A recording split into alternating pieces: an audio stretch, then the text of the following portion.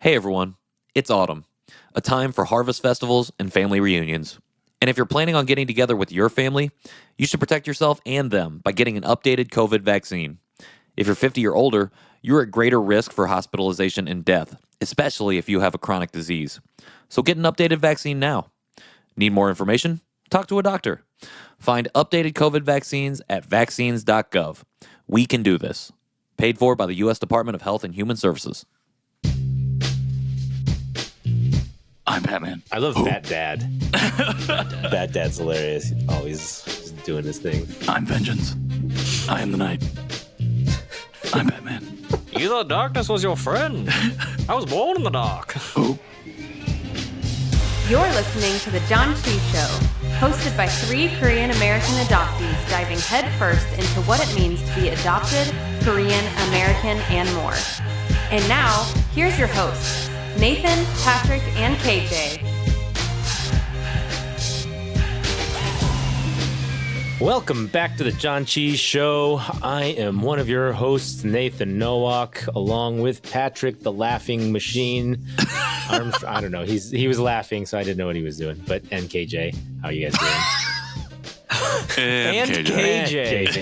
I got a whole nickname and a little bit afterwards. And you were just KJ. And KJ. He's also here. Hello, KJ everybody. and Sarah, technically. My dear listeners, welcome to the show. My dear listeners, I like that.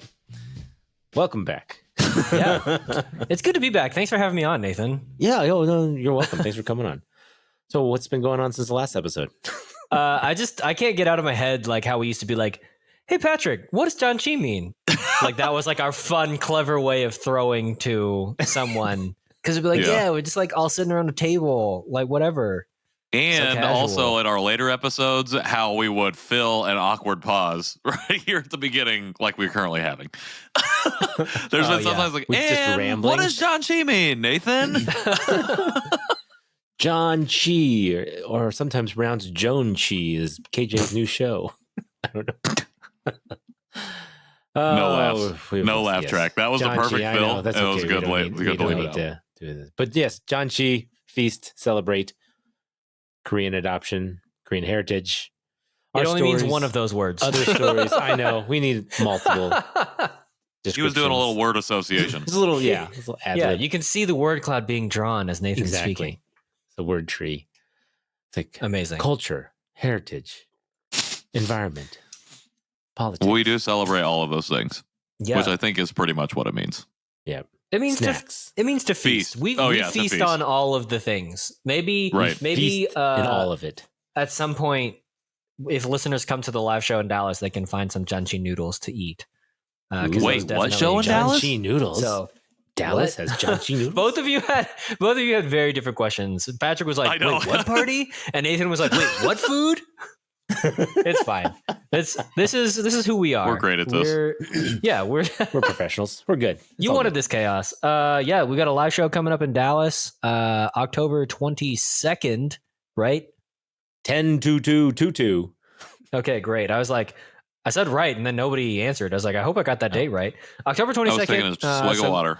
Yeah. Come in for the weekend. We got lots of fun things. It's like a whole, definitely on Saturday. It's like a whole day of events. So we'll have more information about that soon. But what we're Very talking soon. about is 2 shows and dinner and some other stuff. That's like pretty much locked in. Yeah, Yep. So that is pretty much locked Maybe in. and I maybe would say. some after dinner stuff. maybe some That's after not dinner locked in. nottebang. That's not locked in yet. That's a but little it's- bit. That's a little oh, bit it's- more loose It's gonna in be the saddle. Yeah, that might be the IRL Janchi Show after party.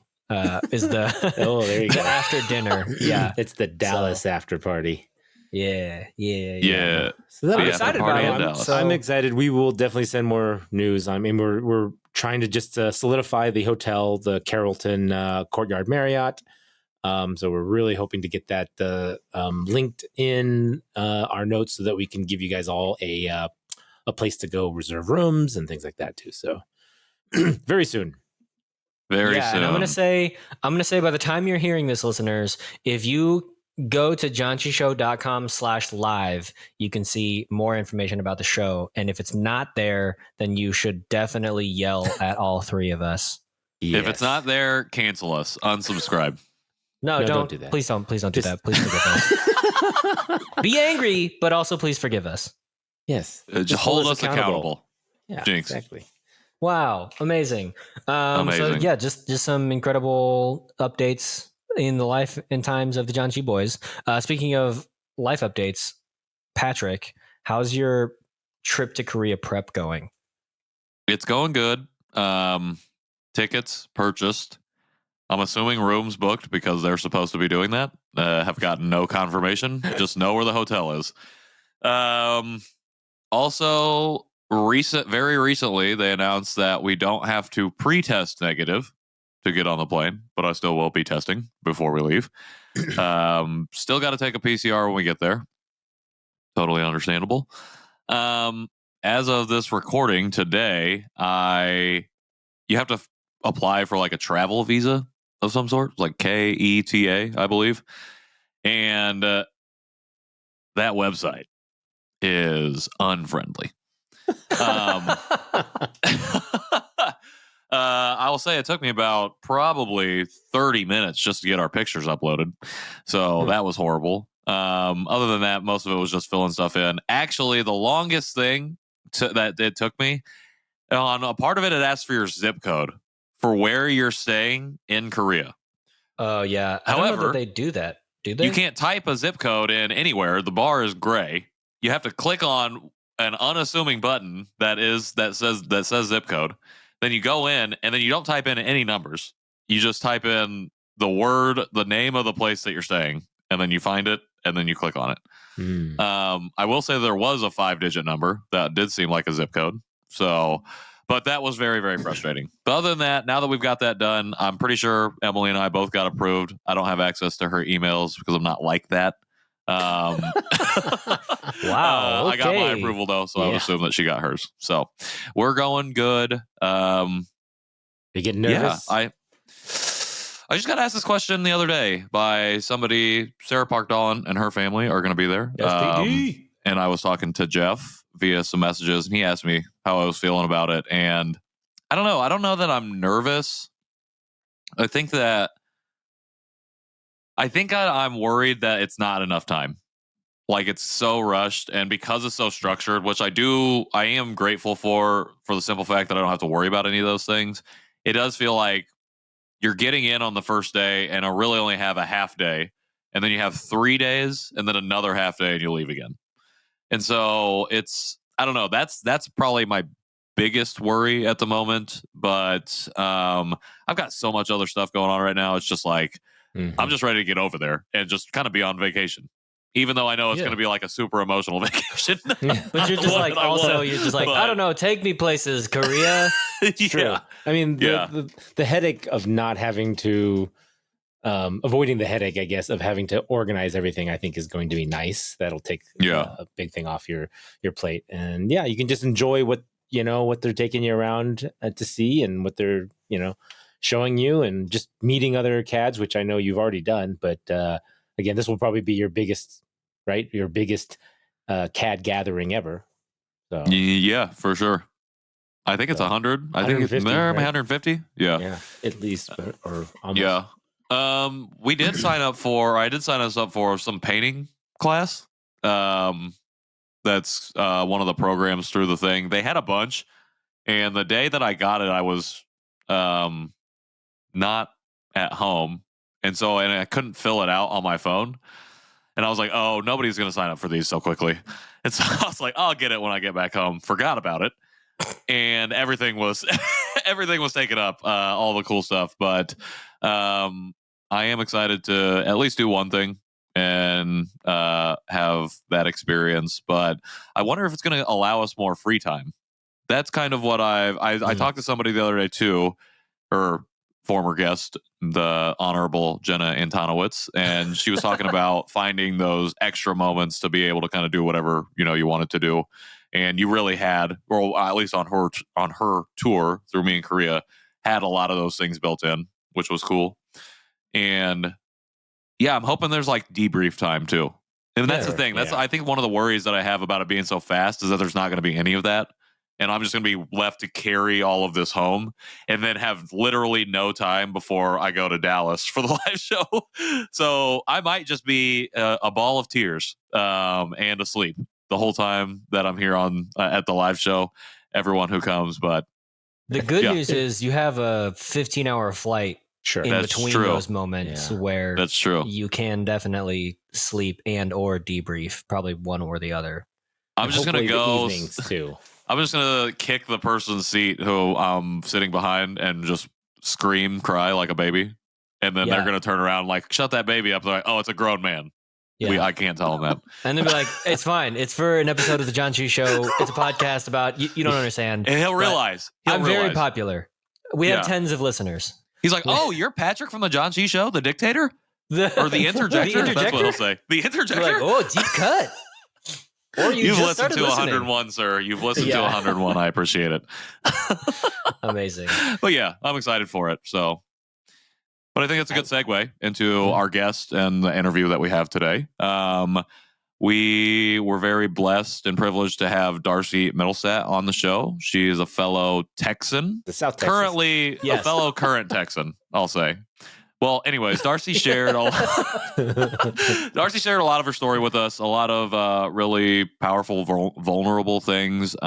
We talk about her upbringing and her of navigating white culture as an Asian adoptee, Korean adoptee, as we have talked about many times, talking about going to college and really discovering specifically the Korean side, but also a different world culturally than she had experienced in childhood. And then we dig a lot into her trips back to Korea and how she got to those points. And I guess I spoiled a little bit, but she's taken more than one.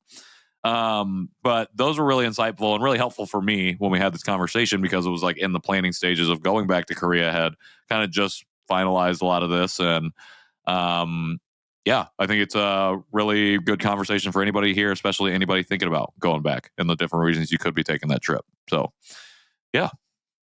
Yeah. Yeah. Without further ado, roll the tape. Roll it.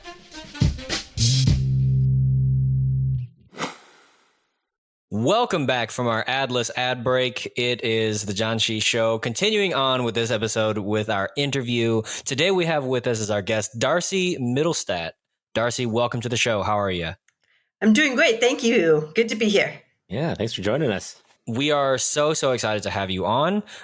Just so I know, where are we talking to you? Like, where in the world are you? So I live in New Braunfels, Texas, which is right in between Austin and San Antonio, right off the I-35 corridor. That's awesome.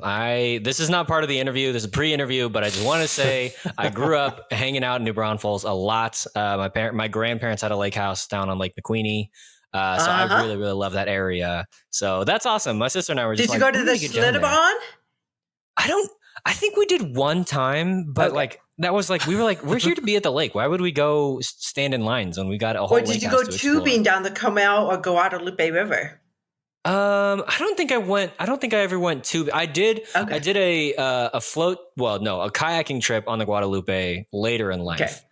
This is not part of the interview. Let's jump into the interview. Sounds like you've never even been there. I don't know. This makes me want to go down and visit Texas. It's a great part. Come on, New Braunfels is a great part. Yeah, it's awesome. It is. There's lots of places to go. Lots of great German towns, and yeah. So, anyways, okay, Darcy, this is about you. This is about your adoption story and everything. Wherever the wind takes us from there. So, will you kick things off by telling us your adoption story in as much or as little detail as you would like? Sure. Thank you. So my Korean name is Lee Bok-sil. I was born in Uijeongbu, South Korea in 1972. I was found abandoned according to the paperwork. You know how that goes. I was not adopted until the age of 2 and was told that I couldn't come over to the States until I was healthier. I guess I was not in good health conditions there. So I was in the orphanage, Yangju's Babies Home. And actually during the pandemic, I found some of my friends who were in the orphanage. So I've connected with several adoptees who were in the same orphanage at different times. So it's been kind of cool. I was adopted into a white home in rural Nebraska. My adoptive parents, German, my dad, and my mom is Danish, Swedish. We grew up in rural Nebraska, small town. I am the oldest of 4. My brother is also Korean American adoptee. We're not blood related. We both were adopted through Dillon International in Tulsa, Oklahoma. I have 2 sisters who were adopted domestically. They are mixed. And we grew up in a small rural area in Nebraska. My parents divorced when I was about 11, 12 years old. Grew up in a very dysfunctional home after learning a whole bunch of stuff about dysfunctional families. Went to college in a small town, Fremont, Nebraska, Midland University. Graduated from Midland, then went on to work at Boys Town, Nebraska. Don't know if you all know where Boys Town is and what that is. It's an at-risk facility for teens who get in trouble. And we teach social skills to them. Then from Nebraska, I moved to Arizona and lived there for 15 years. And then just 4 years ago, moved to Texas. My adoption story is actually, I don't remember a lot about my growing up years. And part of that is maybe because I repressed some of it, just because it was so dysfunctional. I remember the divorce. I remember some of the abuse that happened. It was both emotional and physical, mainly. Very controlling, authoritative parents. Don't remember very much other than I was in a white culture, so didn't have any other people of color around me. School didn't have anybody of color. Grew up in a country school, grew up in a country church, went to a small town high school. It was in college then where I really found that there was more people of color around me. And actually it's not funny, but it is sort of funny. I would get stopped in the hallways and asked how come I knew American or English so well. People thought I was an international student. So at that point, I'm like looking at them like, why? I didn't quite understand. But now looking back into all the microaggressions and just some of those, I was not educated in terms of racism when I was growing up. My family never talked about it. I knew I looked different. But my brother was Korean, so we both looked alike. My 2 sisters are black, white. So I just didn't know anything different other than everybody else in our country school and church and everything were all white. We just thought we got along with everybody. Did not grow up in like having a lot of friends because we just didn't. We were in the country, so we were kind of isolated out there. And my parents just never took the time to take us to have playmates and have friends over. We never were allowed to go over to friends' house, so I kind of feel left out, socially awkward. I did a lot of growing up pretty fast and a lot of growing up learning a lot in college. Went through a lot of therapy, but feel like I'm out of all that. Really started coming out of the fog, I would say, during college. Did a lot of adoption searching and interviewing my adoption agency, asking questions about my file. Went to Korea twice. I went in 2001 and in 2016. I tried to do birth searches both times. No luck. I've done my DNA tests here in the States. Have not done it over in Korea. I would like to go back and try that, see if anything, but nothing came as of that now anyway. I do want to go back to Korea. I would like to go on my own to Korea this time around and just experience Korea on my own rather than a birthland tour. So that way I can go, to the police station if I want to do a DNA search. I want to go back to Uijeongbu where I was found. I want to go back to the Dongdushan. That's where the orphanage was. The orphanage is no longer standing, but the site is there. And actually, a couple of my Korean adoptee friends who were in the orphanage, we all want to go back together. We thought that would be a cool trip to go back together. Yeah, for sure. I just want to explore Korea more on my own. Yeah, it's beautiful.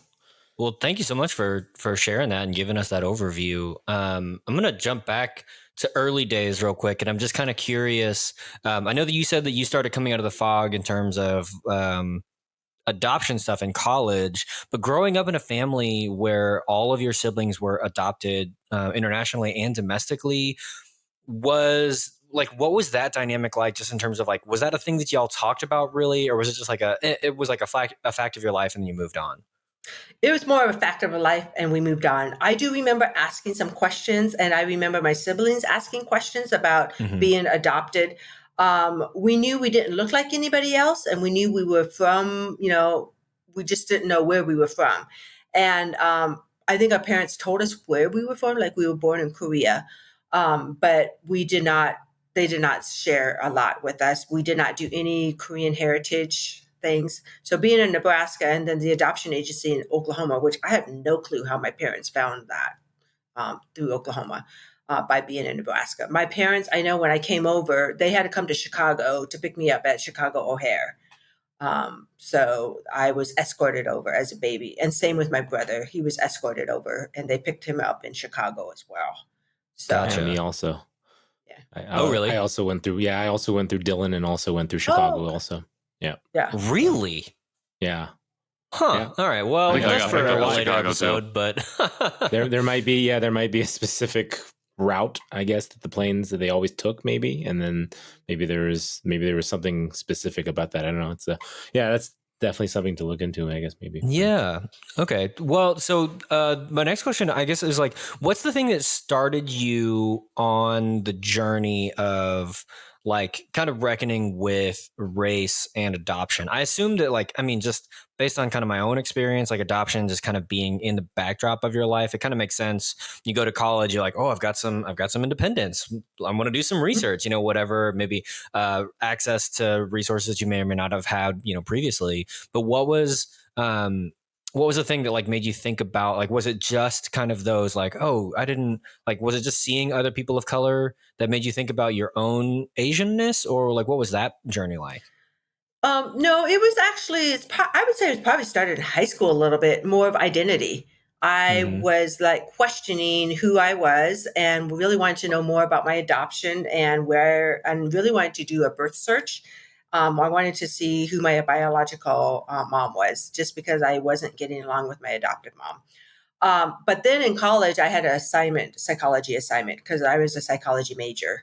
And it was to write an autobiography. And one of the first questions was if I was adopted, to try to look into the adoption story, to get some more facts ahead of time. Why did my parents want to adopt? Do I know where I came from and what the story of my biological parents, stuff like that. And I knew nothing. Again, like I said, I grew up and we just did not talk about adoption. We didn't talk about where we came from.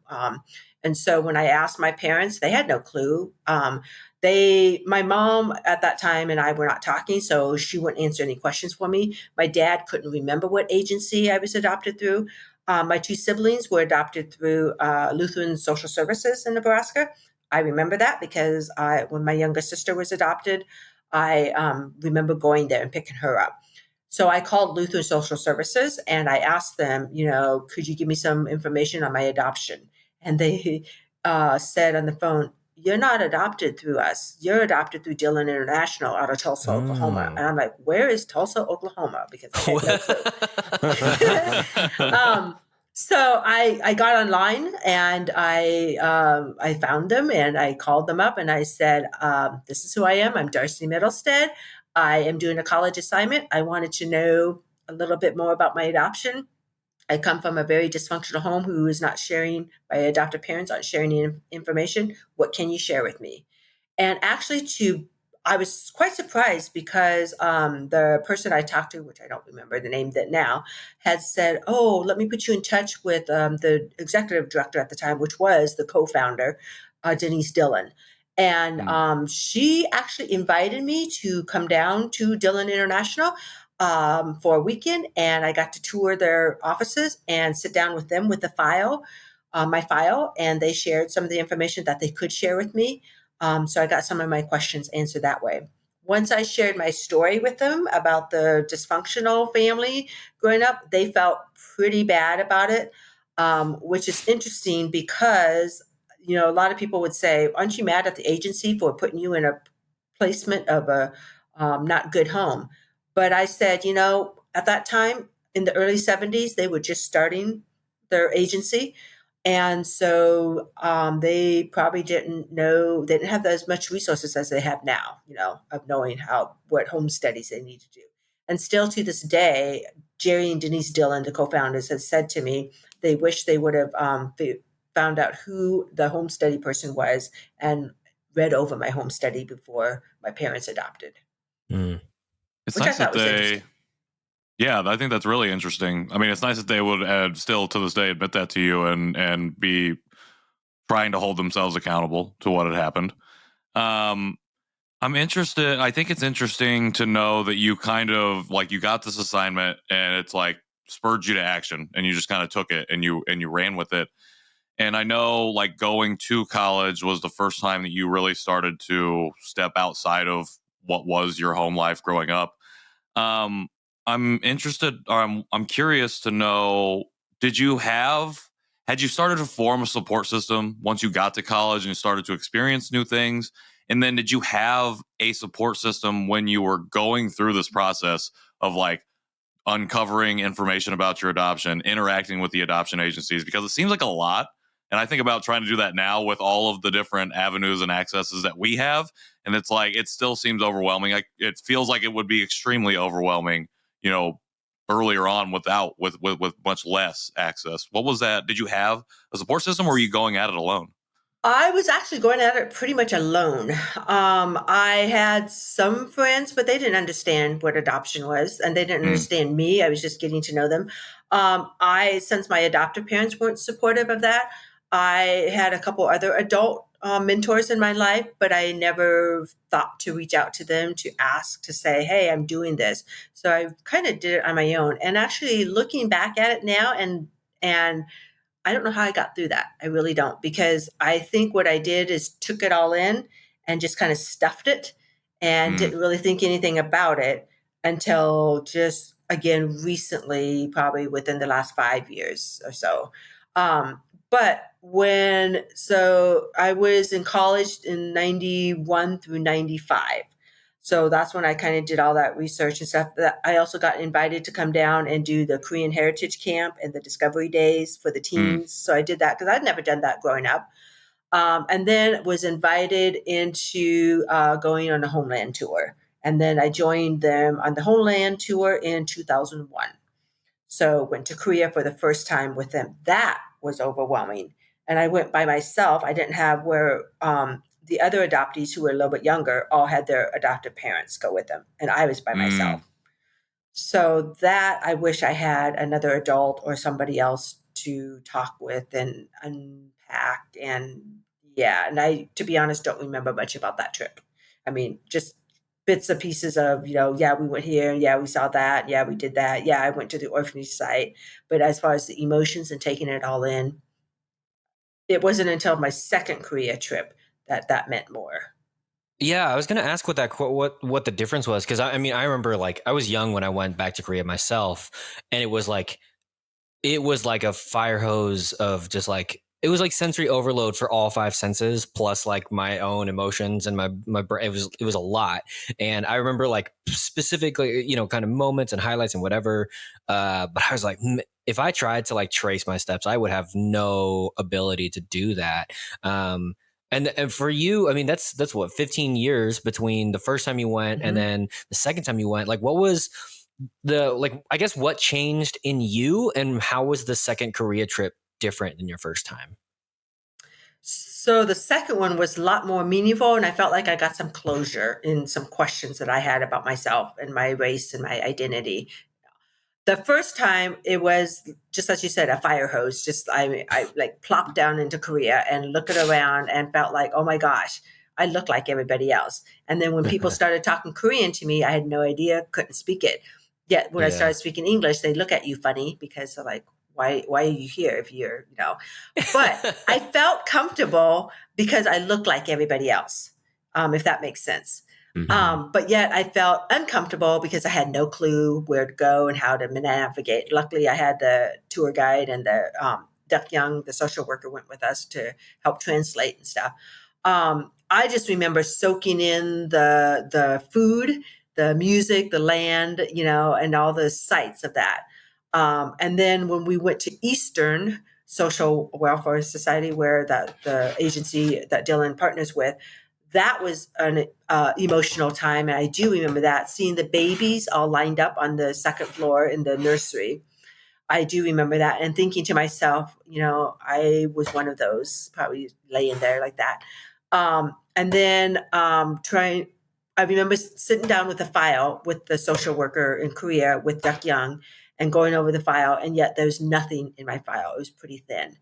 And wondering, where's my life story? I don't know, my before. There's no answers to that.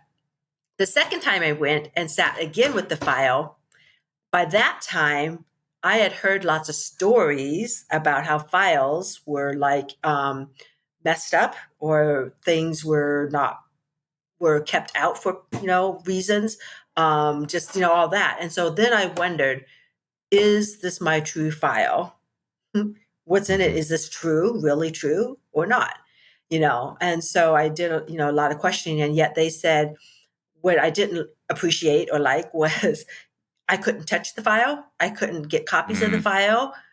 I mean, in Korea, they just won't let you do any of that. The social worker had to sit there and read everything off to you, and then translate it, and basically it's the same thing that Dylan told me, whatever. So the stories were the same pretty much, but it was just, it was, I was disappointed because I was hoping that there's more, or I was hoping that something else came up with that. But what the difference was between the first trip and the second trip was, one, I was more mature. Two is I had learned a little bit more about adoption and Korean American, and really understanding the adoption agencies and in itself, and coming out of the fog a little bit.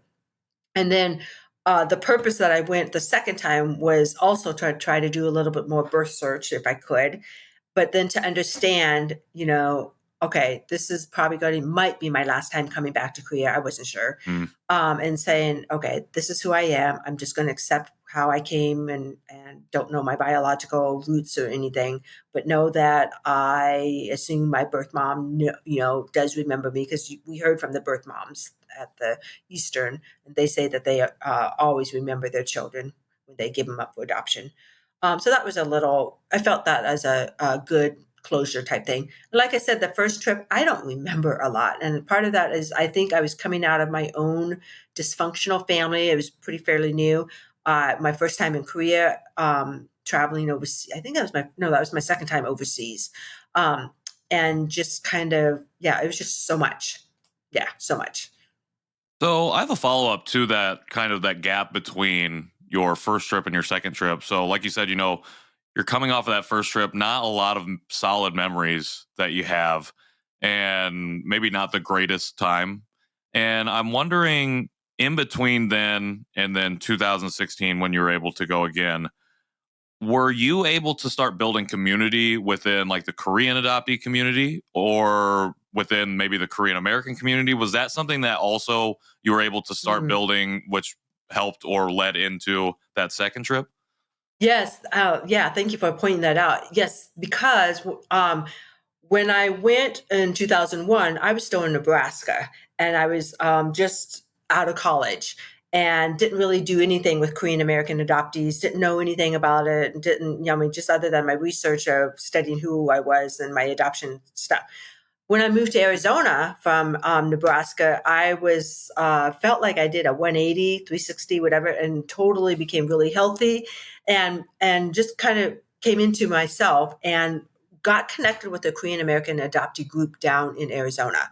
There was also another agency down there called Dylan Southwest, which was a anchor out of Dylan International, and I was invited in to sit on a panel of adoptees and talk with adoptive parents. So I got connected in through that way. And then because I was in the Phoenix area, Phoenix has a Korean adoptee community. So I was invited into that. Mm-hmm. Huh, I'm going to have to go fly and see my family and talk to them about it. Like, hey, fam. and then was connected through them. And we tried to do monthly things, and then I hung out with several of them, and yeah, that was cool. So I think you're right that by having that type of community really led me to understand more about the Korean American and being adopted. And I had more interest and understanding of that. So that's probably also a reason I was more mature in that too, and more interested in that. Nice. Well, I applaud you for doing all the connecting with Dylan agency, because I knew I was adopted through Dylan, but I never really did any attempts to connect to them through high school or even college. I just didn't really want to be involved at all with them. But sometimes I think back and I wish I had contacted them sooner to see, for example, another one of our guests, Jennifer Patel. She actually went to some of their, their heritage camps and things like that. And I didn't even know those were going on. Are there things that you learned through about Dylan Agency, for example, the Dylan Southwest? See, I didn't even know that until you just told me right there as well. Are there other things that you learned? Are there other things that you wish they had done, differently, or that you had learned about sooner from them?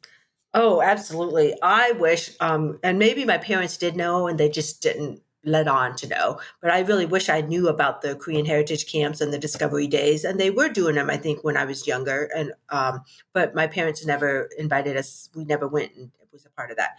I wish Dylan would have reached out at more intentionally to parents, adoptive parents, and just, to try to encourage the education of that. I know it's much better now than it was then. And yes, you learn from your mistakes and you learn. I wish that there is a lot that people don't know about. And it's weird how you stumble upon these things when you find out about it. I don't know how you can get agencies to help equip adoptive parents or even adoptees to let them know about the different connections and networks. So that way you feel some community with some people. So I wish there was some more of that or opportunities to do that. And instead of us reaching out and doing all the work, why couldn't they? Yeah. Why is it always people of color and all of us having to do all the hard work when the white culture, isn't doing anything, to kind of, help that out? Right. Or I don't know. It's just kind of Yeah. I mean, as far as I know, I don't think my parents were getting a yearly or annual newsletter or even Like, where's my information pamphlet? about these camps. Does anybody have a where's my trifold? pamphlets? Where's a post pamphlet call or something? I mean, any information or even, I mean, yeah, there's a lot of things that I wonder that was definitely lost in communication after a child is adopted, and that's it. And I just exactly what you said. It shouldn't be our responsibility. It should be the adoption agency's responsibility to follow up. So going off of you building community in this gap period, and then post coming back from your second trip to Korea and continuing on, you've talked a lot about having to navigate two different cultures, essentially white culture, and then as you create and engage with community and the Korean community, specifically in the broader Asian American community, that culture as well. What ways did you find yourself navigating those two things? Because I think something that I can really resonate with in your story is, even though we've had two different experiences in childhood, I think the overwhelming similarity is really the internalization of white culture in that growing up space, and then getting thrust into a new situation in college and trying to have to figure that out. And that's where our stories have another differing path, is you were able to lean into that a little bit more, whereas I stayed only navigating one side and refusing to try and figure that out. I was wondering, how did you find yourself navigating those things? And then how did that change as you started to not only get more active in Korean culture and immersing yourself in that, but actually getting to Korea and going beyond that? Yeah, growing up, I just pretty much was the white, and that I acted white and I assimilated with everything and did everything, not really realizing that there was anything different. Then when I went to college and kept getting kind of these microaggressions and started questioning, like, where is this coming from? What am I really weird? Am I different? What's different about me? Then having some conversations with my friends, and some of them were people of color, and then others were just white. And my white friends would tell me, you're not Korean or you're not Asian, you're white. And because they said, you speak English well, you like all the American food, you do all the American things, And so I just didn't pay too much attention to it until I got to my assignment I had to do. Then I'm like, wait a minute, no, I look Asian. I really want to know more about my Asian culture and heritage. And I think part of that was the identity. I was trying to find something to belong, a sense of belonging somewhere. And then, so I would go back and forth. And sometimes I would want to say, I'm totally Asian. I want to be in the Asian community. And then other times I like, nope, push that away. And I want to be all white and just hang out with my, friends and just, assimilate to all that. It wasn't until before the second trip, and actually in Arizona, where I was really resonating more with my Asianness, and was really wanting to search that out and really feel more of that. And I just felt more comfortable with myself being more Asian. So I really tried to find Asian friends. I tried to hang out, Facebook groups. I tried to, whatever, do all that, while knowing that I was living in the white culture. So like when I go to work, I was totally white and doing everything in the white thing, the whiteness, until the pandemic hit. When the pandemic hit and we had to isolate and do all this, craziness of the anti-Asian hate and all the other stuff, and kind of pushing that more toward the front, I really started trying to figure out, okay, do I pick one side? Do I just stick with my Asian side and really hone into that and lean into that, and that's who I want to be? Or do I just stick with my white and be safe and, and do all that? When the shootings happened in Atlanta, I did have a couple people, friends, call me and check in on me, which I thought was really interesting. Amazing. Yeah, that was amazing. But then on the other hand, it got me to thinking more. And I was like also looking behind me. I go running in the mornings. So I was always looking behind, making sure. And being in Texas too, people were like concerned. Are you sure you're okay? Oh, and I have another story in a minute. But anyway, I decided to call some of my friends, my white friends, and ask me, hey, I just have a weird question for you guys. Do you see me? How do you see me? That's what I asked. How do you see me? Bold. And they looked like, yeah. And they said, what do you mean? I said, how do you see me? And they said, well, we see you as a white American. And I said, really? And I said, why? Well, because you like American food, you do this, you hang out with us and, whatever. I said, but what do I look like? My appearance. Well, you're Asian. I said, yes, I'm Asian. I said, I'm Asian. My appearance is Asian. Just because I was adopted into a white family and assimilated into the white culture, I'm still Asian. So I consider myself, if somebody asks me, are you Asian? Are you American? I do say I'm Asian American because I live into both. But what's funny is I do find myself, and I was just telling somebody the other day, I think I do act differently when I'm with Asian people. Does that make sense? Oh yeah. Than I do when I'm out hanging with my white friends or whatever, or just other people, whatever. I don't know. It's You've just weird, but slowly learned how to code switch. That's what. Yes, that's what it is. That's what it is. But that's what. Yeah. So I do. I go back and forth, and I think lately, since the pandemic, I do a lot more of that code switching and realizing that. Do your time in Arizona, were you still working for the church? I was, yes. Okay. Yeah. I was in a congregation.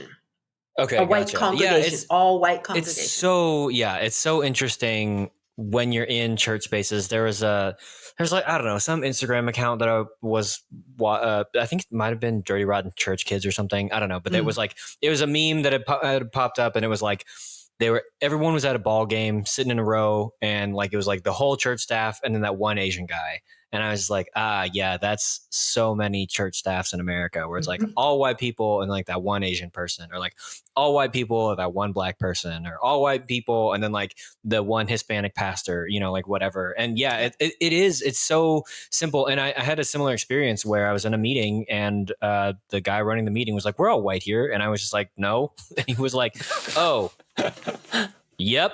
And and it's just like, yeah, it's amazing how on the one hand, like learning essentially, like when you're an adoptee, when you're transracial adoptee like us, you have to learn what it means to feel racism, because like our racism radar just doesn't exist. And then it's like, yeah, but like, and it's easy to fall into the trap of, because we were raised in a white family and we were raised in predominantly white spaces, that like white people just assume things about us that we don't even know to push back against ourselves, because we're like, well, that's all we have. Yeah, man, that's super relatable. And I do think it's, I don't know, I mean, like not that like white proximity, and white adjacency doesn't happen in other places, but I think it is especially poignant in the church, and it's like a specifically like just a hard but a necessary conversation, especially in that space, because of some of the other trappings of Yep. broadly maybe religiosity and Christianity in America. But yeah, that was interesting. When I was like, I bet this happened in a church situation. Yep. So the reason I brought this up is because in 2020, I don't know. So Dylan International had put out on Facebook. They have a Facebook page, by the way. They put out on the Facebook page to all the adoptees and adoptive parents that we should make sure that all the adoptees have their naturalization papers, just so in case they just weren't sure in this country what was be happening. So I remember looking and checking to make sure that I had my naturalization paper, because I don't have a birth certificate. I never was given one. They never created one. And so when I went to all my files, paperwork stuff, I did not find my naturalization paper. But I do remember a picture of me when I was little with the American flag and the naturalization certificate. So I'm like, I have to have it somewhere. So I called my adoptive parents and they have no clue. And they're like, well, we gave you everything. And I'm like, no, I don't have it. I called the adoption agency, Dylan. They're like, no, we don't have anything. So, you need to get it. So I'm like, what am I supposed to do? How am I supposed to get it? So they said to call the Social Security office first and then go through USCIS.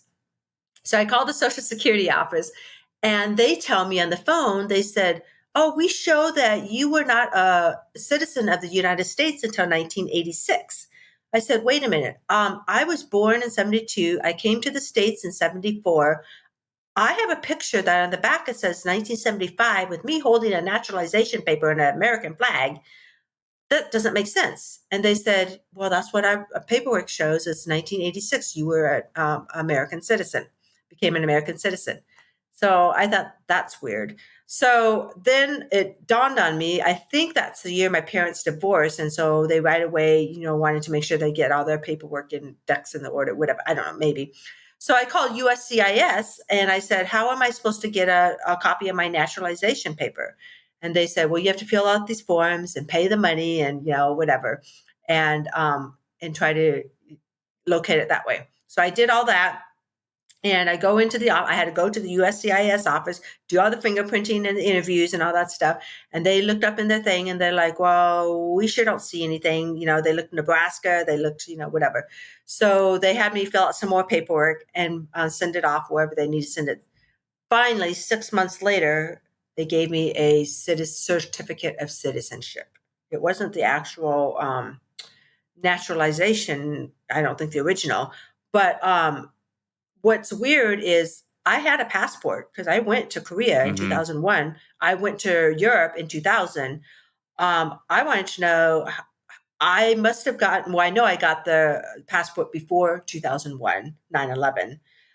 So I must not have had to show much to get that passport because I didn't have a birth certificate. Yeah. I'm wondering if it flagged you because you had, or in their system, they had you registered as having received citizenship at a specific time. Did your newly issued certificate of citizenship was it post-dated to that 86 date? Or was it like just 2000 or whatever 2020. Wow. Oh, And that's very interesting. All right, that's probably a topic for another conversation. Yeah. Wow, that's very interesting. Yeah. Patrick is like, let's talk about the ineptitude of the U.S. government for a second. Wow. No, that's Yeah. that's very interesting. All right, Yeah, Nathan, go ahead. Thanks for sharing that. Yeah. Shoot, man. I just wanted to follow up into you said you moved to Texas from Arizona. What did you move to Texas for? Was it a work related move? Work. Yep. My job. Okay. My What do job you here. do now in Texas? So I serve on the judicatory staff of the ELCA Lutheran Church of the Southwestern Texas Synod. So all of our territory is from Austin, north of Austin, Georgetown, all the way down to McAllen, Texas, all the way west to almost Eagle Pass, Laredo, and almost Stockton toward that way out west, Texas.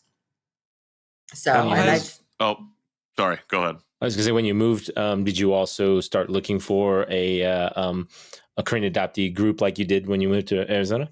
I did. I found one in Austin and I found one in San Antonio. And I went to a couple of them in Austin.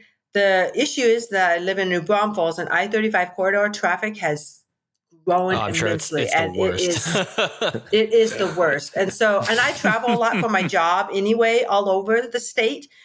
By the time I'm done traveling or get home, I'm so dead exhausted that I don't want to go out again. So I've only been to a couple, but I'm on Facebook with them. And they, I get invited to stuff, but I know I could go if I have open, the time and space. And then San Antonio one meets, every so often. I have not been to the San Antonio one, but I'm hoping to do that. I am hosting a family adoptee for Dylan down here in Texas, in New Braunfels at the end of September. So We'll see how many families show up for that. But I'm not as connected down here than I was in Arizona. And part of that is I'm more connected virtually. Just because of the pandemic, I was able to connect with a lot of adoptees from all over rather than just Texas. So I feel more connected virtually than I do locally right now. I'm interested in how your journeys through adoption and your adoptee identity and connecting with community has intersected with not only navigating and intersecting with white culture and white communities and your Asian and Asian American communities, but with your work in the church. I know that we talk about faith and Christianity specifically having a weird and intertwination with adoption. I don't think that's a word, but it's close enough. how those two things have kind of been I'm not going to say inexplicably, but have been tied together intricately intertwined. Yeah. How have those things intersected in positive ways and negative ways? How has that navigation been for you from that aspect? I'll be honest, most of it there hasn't been a lot, and some of it has not been positive. So, and for example, down here in Texas, I literally was in a small country church and was going around to shake hands we do the sharing of the peace, and literally people would shake my hand, but they would shake my bishop's hand, and she's white. I've been told to my face, you weren't born in Texas, you're not from here, so you don't belong here. Like, okay. And I've also been because that's like any Texan would say that to anyone, but it hurts, especially when you're like, all right, that felt unnecessary. Yep. Yeah, exactly. And then been a lot of microaggressions. People come up to me, where are you from? Well, I'm from Texas, but I came from Arizona, but I grew up in Nebraska. No, where are you from? I knew what they're getting at. Yeah. So, you're from Green. Where are you from? Yeah, exactly. So anyway, so those to me are negative. The other thing that I say is negative about the institutional church, I call it institutional church, is that I have been tokenized person of color. Committees and the larger, I've always want people of color. And our denomination, I don't know how much you know about us, but we have to have 10% of people of color that's a bunch of BS because you don't tokenize people in a Christian, institution. That's not. To me, Christianity, God loves everybody, open to all, whatever, welcoming, whatever. You should not tokenize and, don't make, Is that specifically like an ELCA kind of thing, or is that like broadly the Lutheran Church? My understanding is ELCA. Okay, The gotcha. 10%. But there's like a affirmative action within the denomination. I don't know. That's one of the goals that they say they want 10%. I don't know I haven't really studied it that much in terms, but yeah. It's whatever quote it is about Sunday mornings being like 11 o'clock being the most segregated hour in the nation. I really wrestle with that because like, I feel like a lot of white churches, maybe a fair amount of black churches too, will be like, oh man, what a travesty because we want the church to be global. But like, I also wrestle with like, but the church is at its best a safe space. So like, I don't know that you really do want to mix that. Like, you know what I mean? I'm like, you kind of need like your cultural enclaves and like your places to be safe and like wrestle with some things and try, whatever. And yeah, it's really funny to me in a sad, but like, you guys doing your best about the affirmative action. We want 10% diversity. Yeah, like that says so much in so little about where specific the ELCA Lutheran Church is. Yeah, I mean, I don't know. I mean, it is what it is. It is what it is. And my whole thing is that I know for myself is that I don't. That's the institutional piece, so that's the humanness piece of that. I don't, attest to that and just don't agree with that piece of it. I think we just need to be as welcoming as we can. And church is supposed to be a safe place, but I don't attest to the institutional church. I am more about the openness and wherever you feel safe in communities of people, because that's what church is community of people. It's not on a segregated 11 o'clock morning on Sunday morning, come together for. Yes. Well, as we know, Nathan. Nope. All right, great. I was going to say, as we know, community is often formed around the table. And so we're going to take a break. And when we come back, we're going to jump into a Korean snack and a virtual table. So here is that happening right now.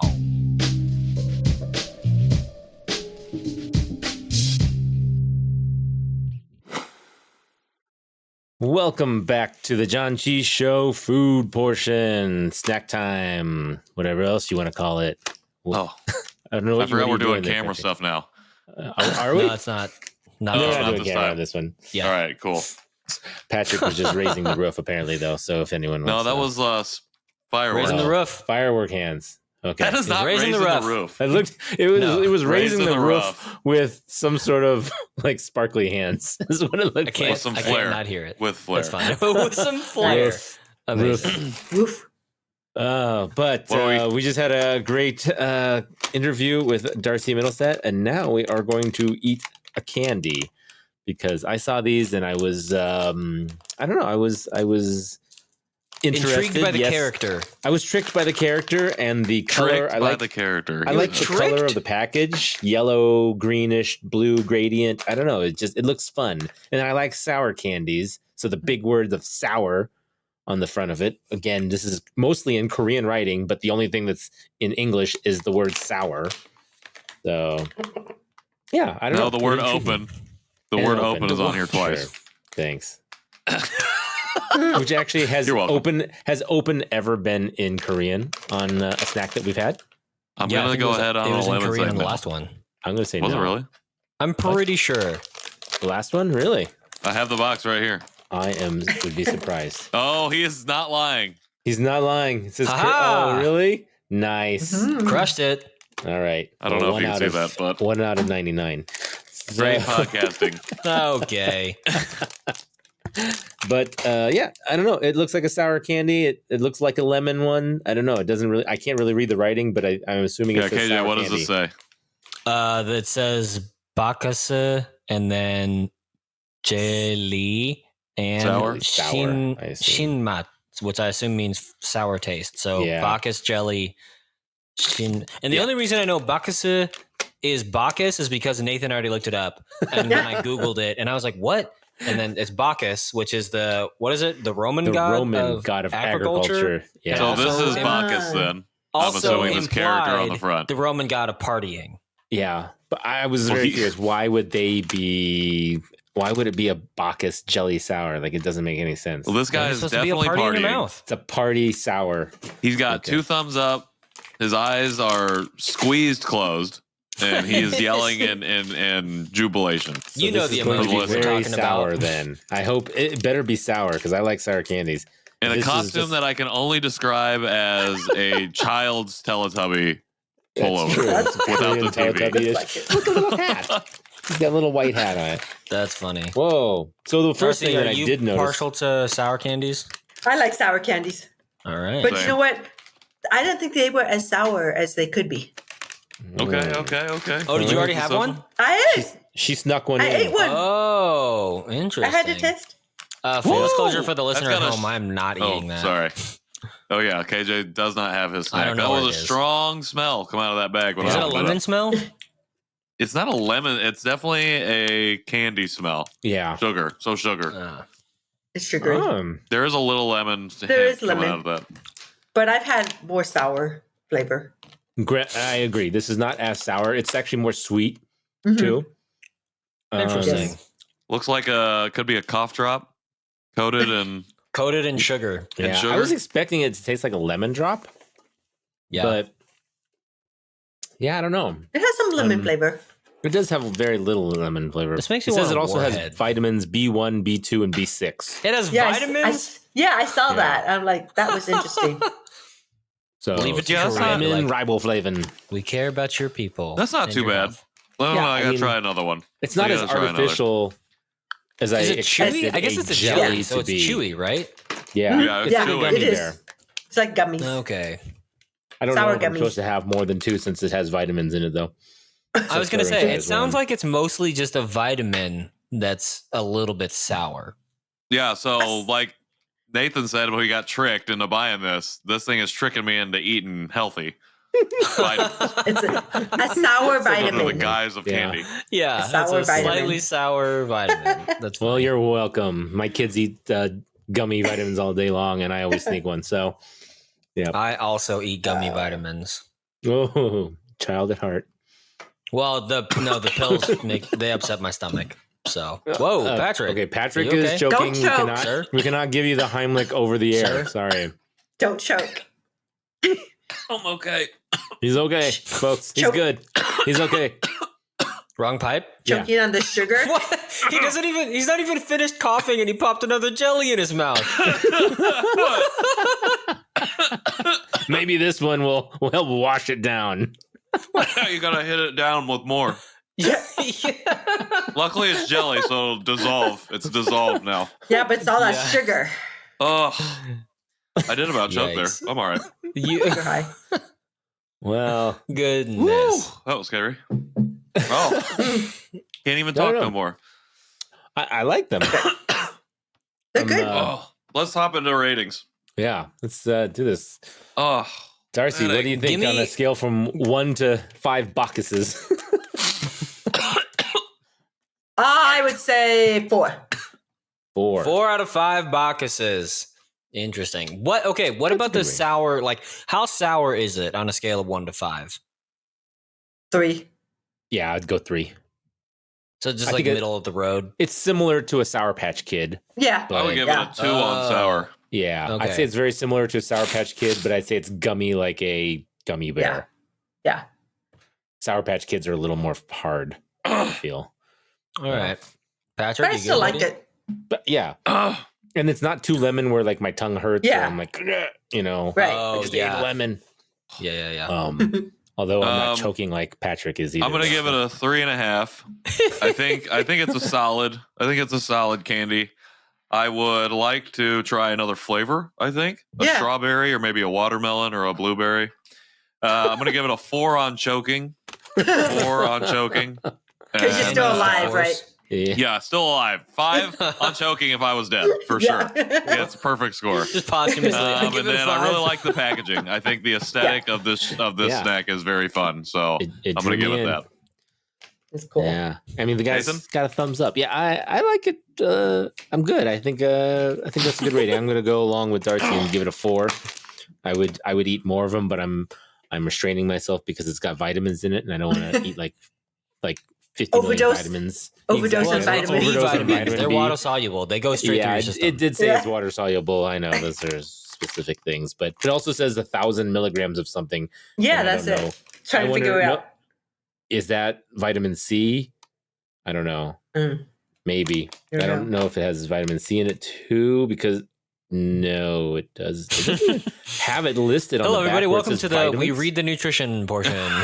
Well, normally on the nutritional facts, down below, it'll give the vitamins, calcium, iron, things like that, right? Yeah. Right. It doesn't list vitamin B or vitamin C in any of those. But yet on the front, it clearly states it's got B1, B2, and B6, and then 100 milligrams of something. But yet it's not listed on the back of the English That's portion. 1,000. So I don't know.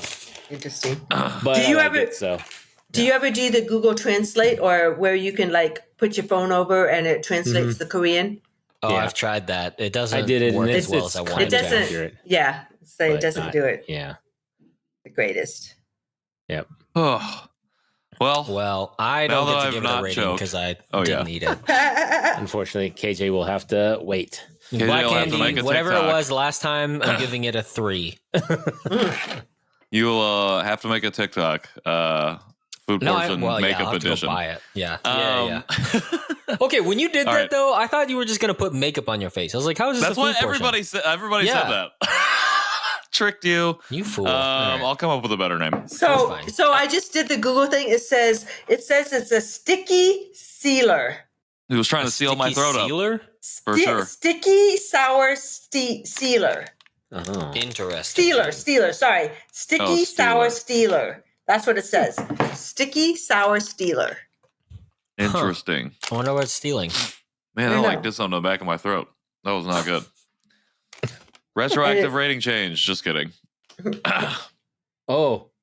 So I did look up the 1,000 milligram part too, and mine says taurine. Taurine. Yeah, that's what Yeah. mine says. Taurine. Yeah, 1,000 milligrams of taurine, I which don't know is what the that same is. stuff that's in Red Bull.